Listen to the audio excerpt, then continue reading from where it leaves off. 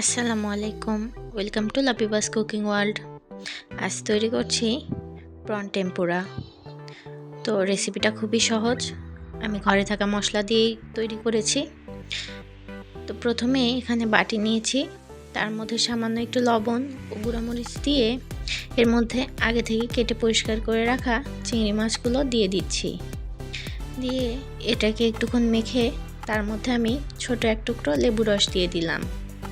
এটাকে ম্যারিনেট করে সাইডে রেখে দিচ্ছি। এবার অন্য একটি বাটিতে শুকনো উপকরণগুলো মিক্স করে নিচ্ছি।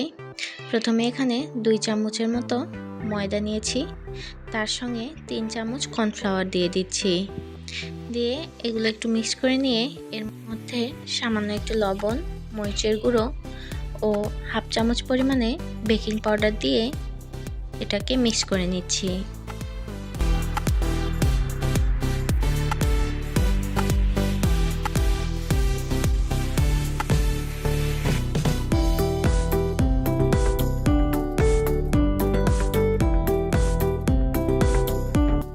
এরপর এর মধ্যে অল্প অল্প করে পানি দিয়ে একটা স্মুথ ব্যাটার তৈরি করে নিতে হবে।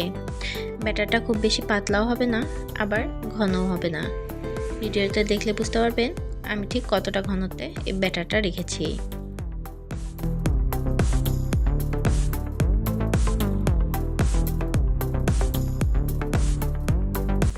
এরপর কড়াই তেল গরম করে চিংড়ি মাছগুলো এই ব্যাটারে ডুবিয়ে ব্যাটারে কোট করে নিয়ে তারপর গরম তেলে ভেজে নিলেই রেডি আমাদের প্রন টেম্পুরা।